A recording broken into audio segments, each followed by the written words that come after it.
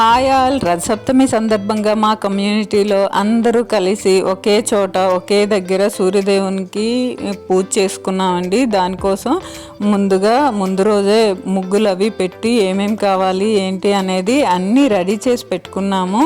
మరుసటి రోజు ఎవరింట్లో వాళ్ళు తెల్లవారుజామునే లేచి పూజ చేసుకొని కిందకి వచ్చి కింద కూడా ప్రసాదానికి కావాల్సినవన్నీ రెడీ చేసుకొని ఎంచక్కా ప్రసాదాలన్నీ చేసి పారాయణం సూర్యదేవునికి పారాయణం అన్నీ చేసి నైవేద్యం పెట్టి కింద కూడా పూజ చేసుకున్నామండి. అందరూ కలిసి కమ్యూనిటీలో అందరూ కలిసి ఒకే దగ్గర పూజ చేసుకున్నారు.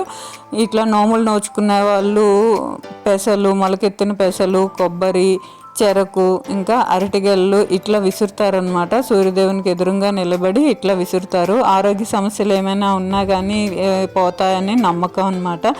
లేడీస్ అందరూ కలిస్తే ఎలా ఉంటుందో మీకు తెలుసు కదా. మా కమ్యూనిటీలో కూడా అంతేనండి. లేడీస్ అందరం కలిసి ఒకే చోట సరదాగా ఈ ఈవెంట్ని ఎంజాయ్ చేస్తూ గడిపాము.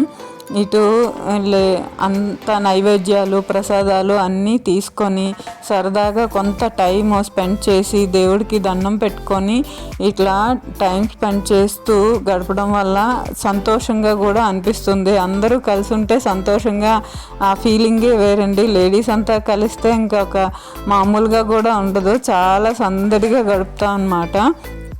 అలాగే మొత్తం నైవేద్యాలన్నీ తీసుకొని కొంత టైం స్పెండ్ చేసి ఫొటోస్ వీడియోస్ అన్నీ తీసుకొని దేవుడికి మనస్ఫూర్తిగా దండం పెట్టుకున్నామండి. వీడియో కనుక నచ్చితే లైక్ చేసి కామెంట్ చేయండి. Thanks for watching. Thank you.